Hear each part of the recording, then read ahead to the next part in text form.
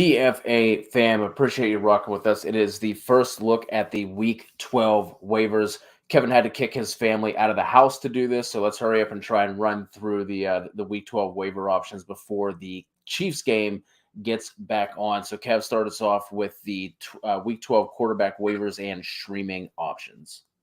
Yeah, good news is this week is that we have no teams on bye this week due to Thanksgiving. Obviously, it's Thanksgiving week.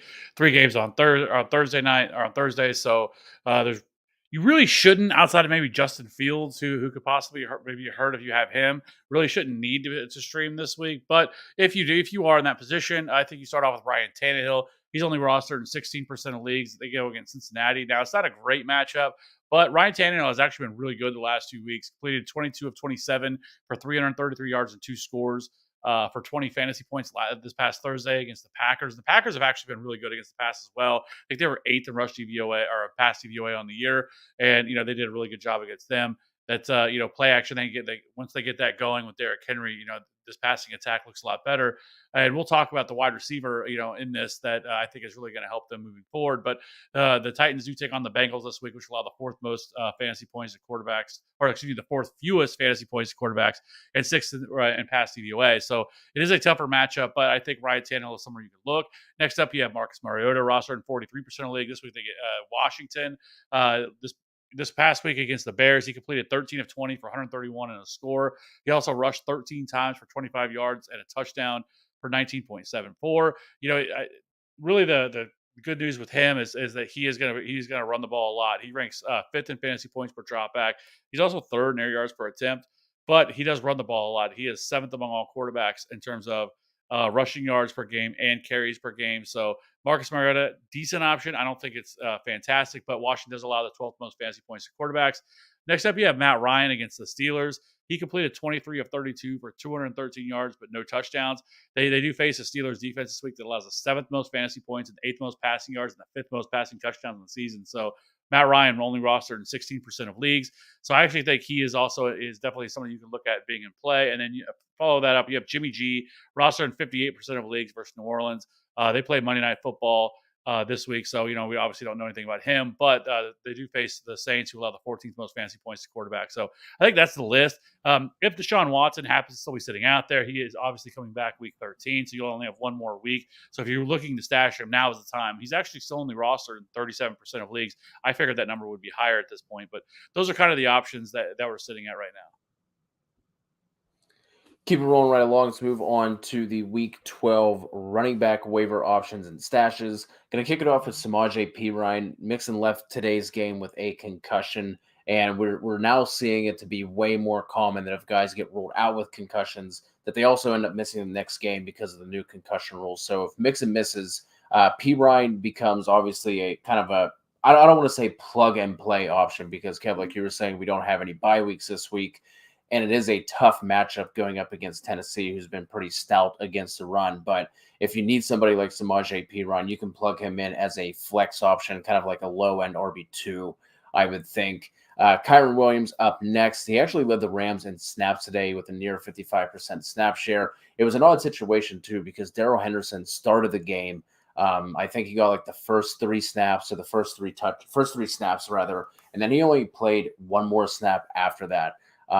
Kyren Williams is the clear-cut pass-catching back for this team as well. He ran 24 routes to a 9 combined for Akers and Henderson. He also saw 7 carries. It was averaging about 5 yards per clip at those carries as well. So Kyren Williams is still out there. You can definitely add him.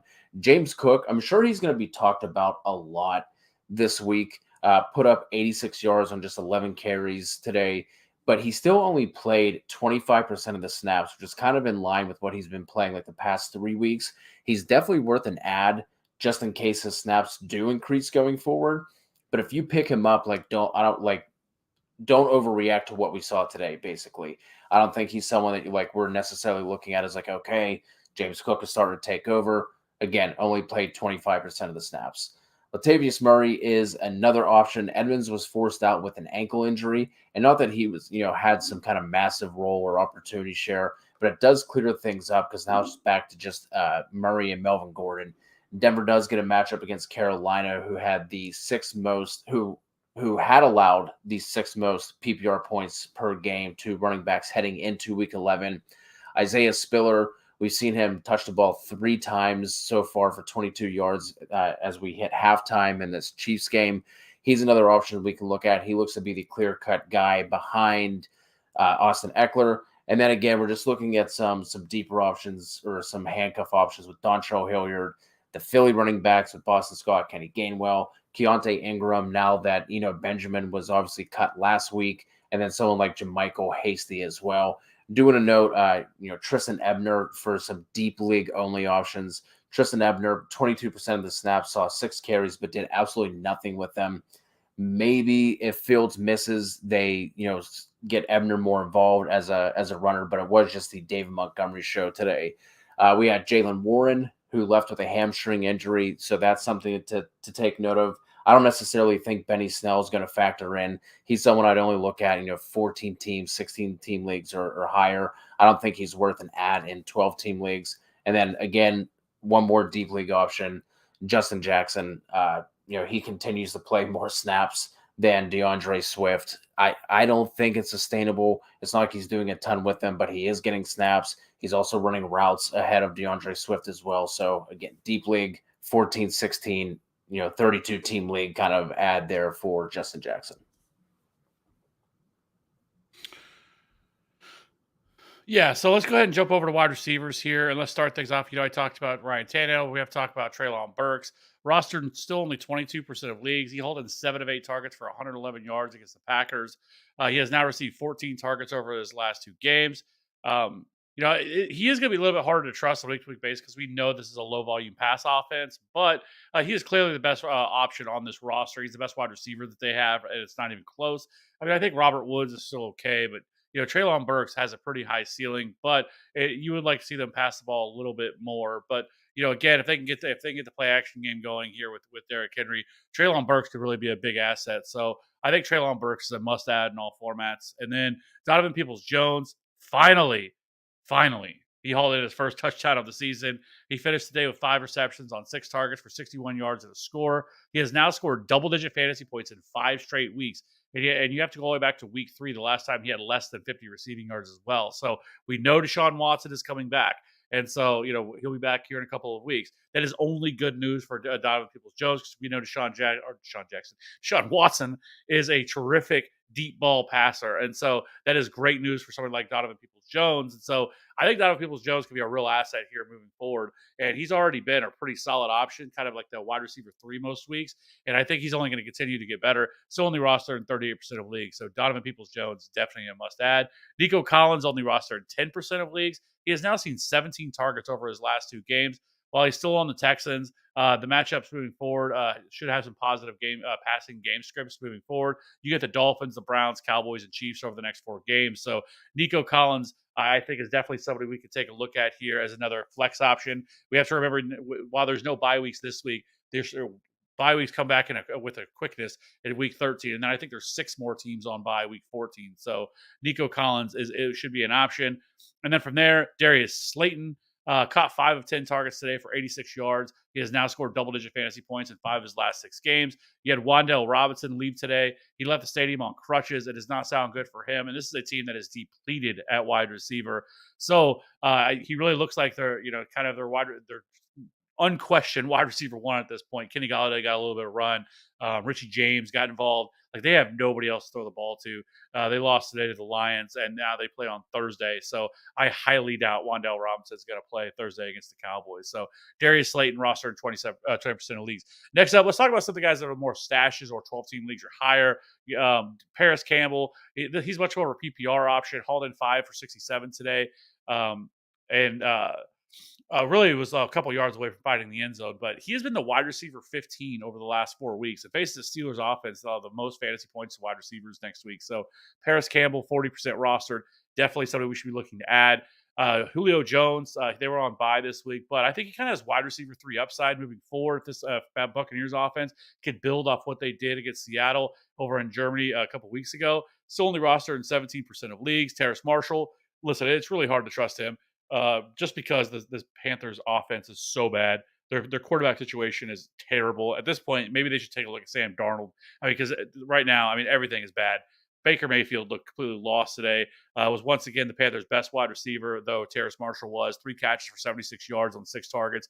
Again, the only problem is this offense is stuck in neutral for most of the week, so he's hard to trust. But he does look like right now. I mean, he's at least giving you something. Next up, we have Randall Cobb, rostered in 3% of leagues, returned from IR this past week, but cost 6 for 73. The Packers are devoid of really a whole lot of options here besides Christian Watson and Alan Lazard.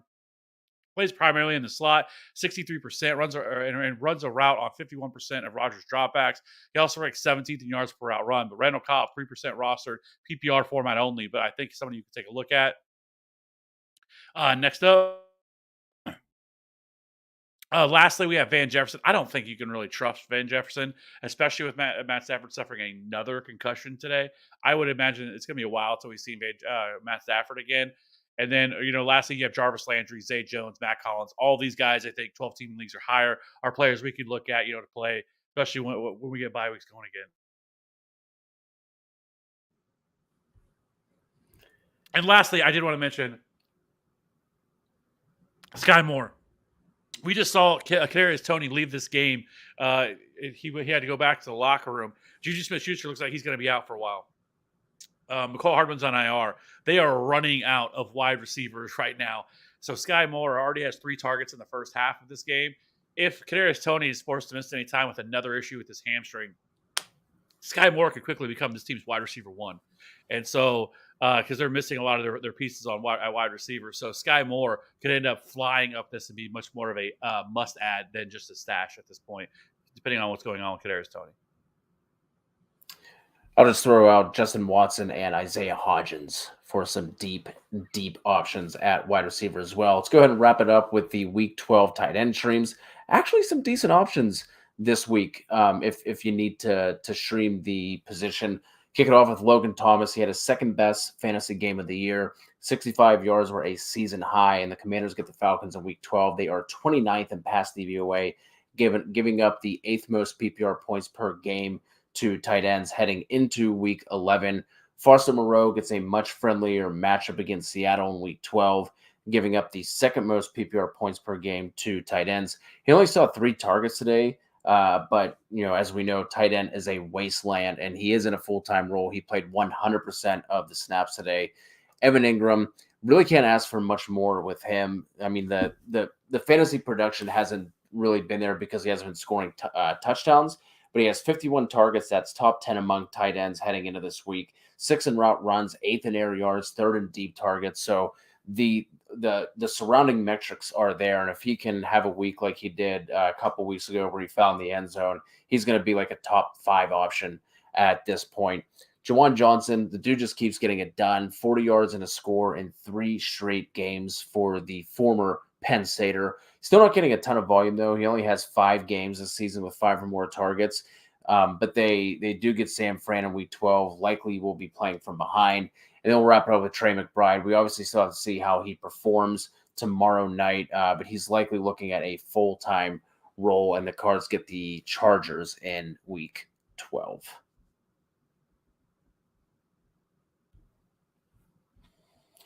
Do have one I want to get to real quick. I know the game's about to pop back on, but you are the keeper guy here. And Xeri? In a keeper league, wonder if I should trade for JJ and plan for next year, because this year my season's pretty much done. Injuries killed me. I asked if he has the pieces to pull a trade off like that. And he says, I believe so. CMC, Jacobs, Chase, Allen, and Monty, 2 keeper league. Plan to keep CMC. I think I should go for JJ. Man, I can't believe with those options that you're even thinking about that. I mean, I know Chase has been out for the last few weeks, but man, as good as Josh Allen has been for most of this year, and CMC and Jacobs had that really solid run. But I mean, I guess it would depend on what it would take. I mean, sure, I think you could. I mean, CMC is obviously not getting any younger, but I think right now though you probably have 2 keepers already. I mean, obviously if you can trade for Justin Jefferson, I mean, sure, go ahead. I mean, having a start with Chase and Justin Jefferson next year is a really good place to start in a keeper league, and those are players you can control, because unless you have, I don't know if you have any restrictions like some leagues do, where you're only allowed to keep players for a couple of years. But if you don't, and you can keep those players forever, you could have those guys for the next 8 to 10 years. I mean, on your and you're talking about two of the most elite wide receivers. So if you can make it work, go for it. But if not, then I think you're probably fine. Okay, with next year, probably going with Josh Allen and Jamar Chase, as your keepers or CMC. I mean, you have a lot of different options here. So, I don't mind it if that's what you want to do.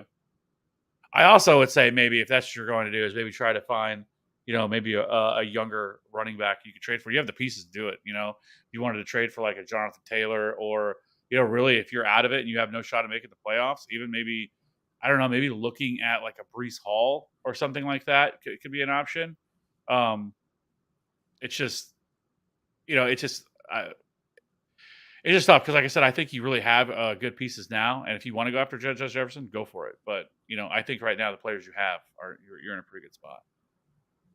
Yeah, I agree, and I think if you're trading for Jefferson as well, like I don't know if you're going to be able to keep CMC, right? Like I don't think like you would have Jacobs to and Monty get it done. Like maybe like see, like you like for the most part, keeper leagues very much are very kind of almost dynasty-esque in terms of how people value players, especially young players. They're going to cost you a hell of a lot more than your older players are going to cost. And so, yeah, he's going to cost. You're going to have to include CMC, I would think. Yeah, probably trade for him. The other running backs aren't getting it done, so it's like Kevin said, if you can get it done, go for it. But I don't think you're going to be able to get JJ and keep CMC unless you want to just swap Chase and Jefferson. But at that point, it's kind of like a 1-for-1. But I would ask, are you out? Is your because you said your season's pretty much done. Like, are you out of the playoffs? You can't make it. Like, or do you have a shot? Because we still have what 3 weeks left till the fantasy playoffs. So if you're out of it, fine. But your roster is good enough to be able to get you. If you have a shot at making the playoffs, because I think Jamar Chase should return next week. He shed the crutches this week. Say he's going to practice this week. Anyway, he could play this upcoming week 12. So. All good things to keep in mind. We appreciate you guys for rocking with us. We will be dropping the rankings earlier this week because of Thanksgiving. The DFS schedule will be a little bit off as well. And I will have the defense and kicker video dropping tomorrow or Tuesday. So be on the lookout for that. Thank you guys. Good luck this week, and we will talk to you all soon.